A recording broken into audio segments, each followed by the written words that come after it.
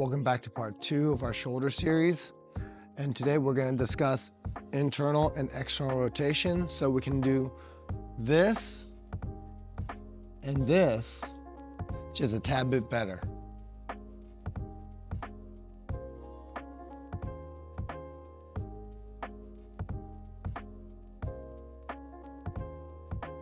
Hey guys, welcome back. Episode 2 of our shoulder pain series. We're going to discuss internal and external rotation. So hardly ever do we go to the gym and do we incorporate any type of rotational capacities into our training. So usually we're staying in ranges of our extension and flexion, maybe some abduction and adduction. But rarely are we working our rotational capacities.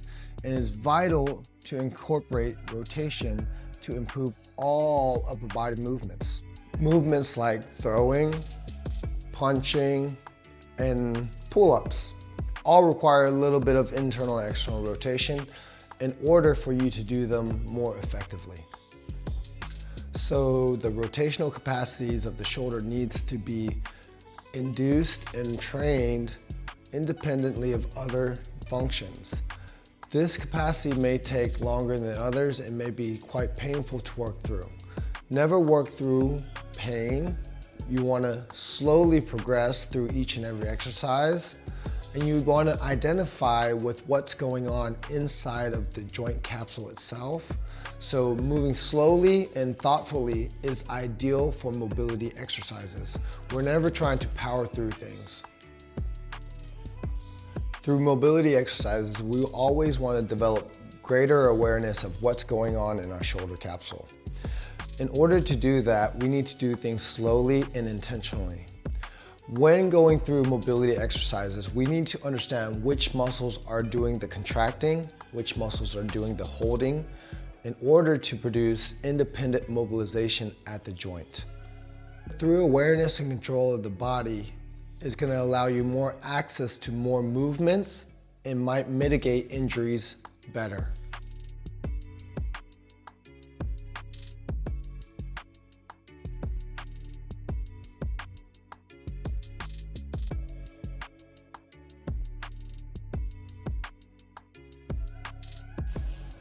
First, we're going to start with soft tissue treatment of the pectoral and anterior deltoid.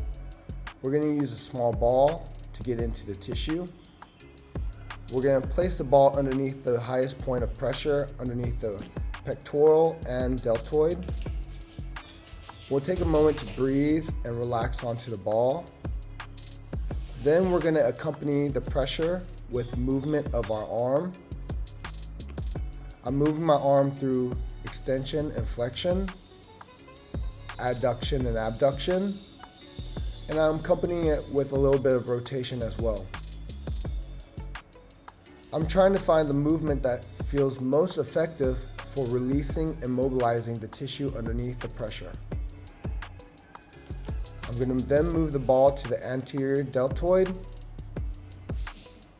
and use the similar technique as the pectoral. Sit, breathe, and do this slowly.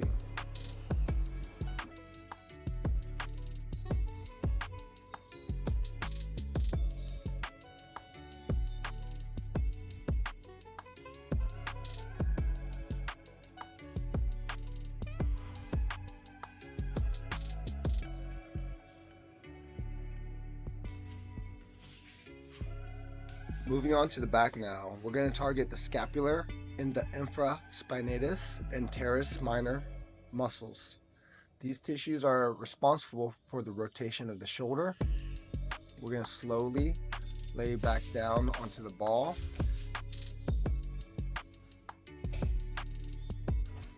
And I'm also utilizing arm movements and gliding side to side to find the most effective pressure for releasing the tissue. I'm rotating inward and outward from internal and external rotation of the shoulder. Once I find a point of most restriction, I'll sit and breathe. This may take up to a couple minutes, so take your time. No need to rush.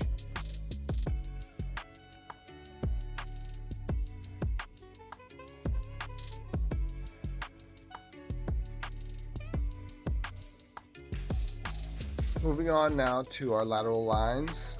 We're going to utilize a foam roller. We're going to start with our lats, then move north onto our teres major and our rear deltoids.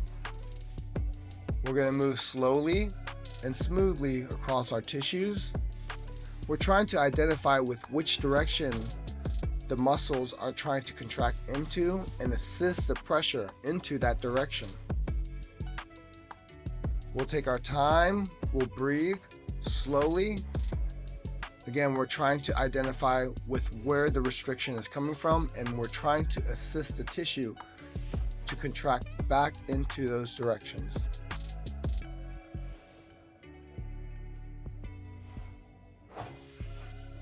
Moving on to our first mobility drill of the day is a lying pelvis contraction for internal rotation of the shoulder joint.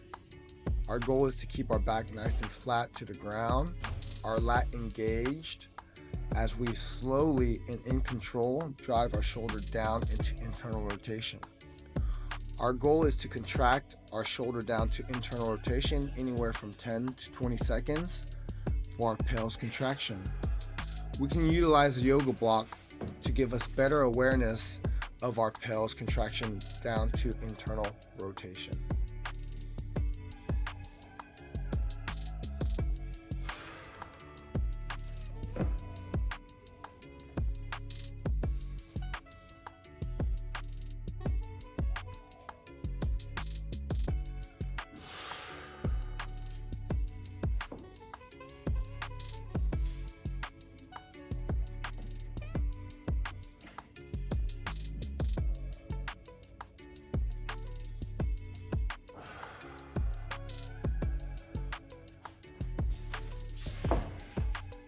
Moving on to our second drill for internal rotation.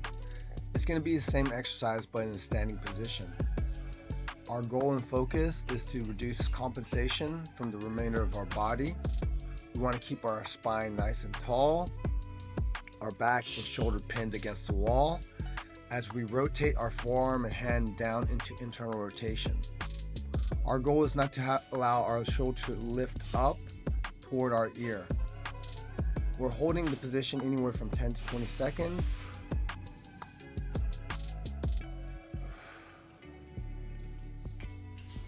Moving on to our first external rotation drill is a band assisted pelvis hold for external rotation.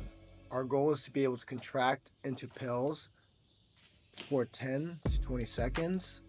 We're working external rotation, trying to drive the backside of our hand closer to the wall. We're trying to keep our scap engaged and our spine nice and tall throughout the whole movement.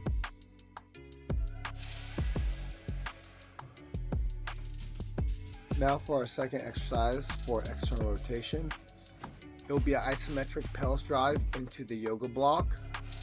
Our goal is to stay tall, our back and shoulder pinned against the wall as we externally rotate our shoulder back into the block.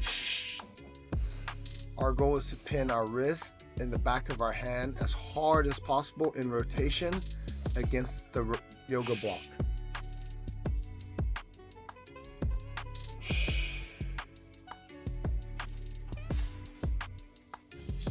Now we're going to move on to some eccentric loading for rotational capacity in our shoulder capsule.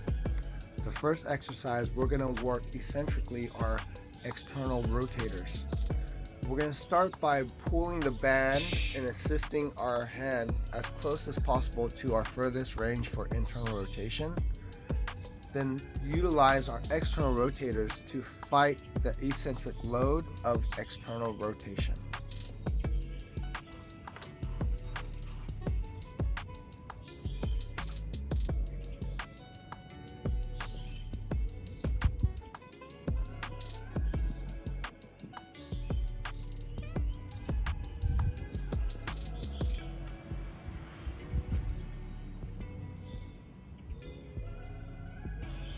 Moving on to the last drill of the day is to restore our internal rotation capacity.